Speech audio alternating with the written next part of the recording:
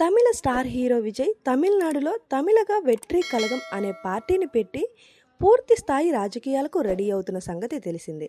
పార్టీని అనౌన్స్ చేస్తున్న టైంలోనే విజయ్ 2026లో తమిళనాడులో జరిగే ఎన్నికల బరిలో పోటీ చేస్తామని ప్రకటించాడు. అందులో భాగంగానే ప్రజలకు సంబంధించిన అంశాలపై కూడా ఆయన తన ఒపీనియన్ను సూటిగా చెప్తున్నాడు. ఈ నేపథ్యంలో టీవీకే అధినేత విజయ్కు సంబంధించి కేంద్ర హోంశాఖ కీలక ప్రకటన జారీ చేసింది. విజయ్కు Y+ కేటగిరీ భద్రత కల్పించాలని ఉత్తర్వులు జారీ చేసింది. ఆయనకు ప్రమాదం పొంచి ఉన్న కారణంగానే విజయ్కు కేంద్రం ఈ భద్రతను కల్పించింది. అయితే ఇది దేశంలోనే 4వ అత్యున్నత స్థాయి భద్రత. మొదటి భద్రతా విభాగం SPG. ఇది ప్రధాని, గవర్నర్లు, ముఖ్యమంత్రులు, రాష్ట్రపతికి కల్పిస్తారు.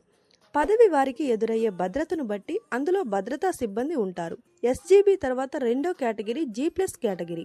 మాజీ ప్రధానులు, మాజీ రాష్ట్రపతులతో పాటు తీవ్ర ప్రమాదం పొంచి ఉన్న నాయకులకు కూడా ఈ భద్రత కల్పిస్తారు. G+ తర్వాత G కేటగిరీ భద్రత మూడోది. ఇక 4వది కేంద్ర ప్రభుత్వం విజయ్కు ఇచ్చిన Y+ కేటగిరీ భద్రత.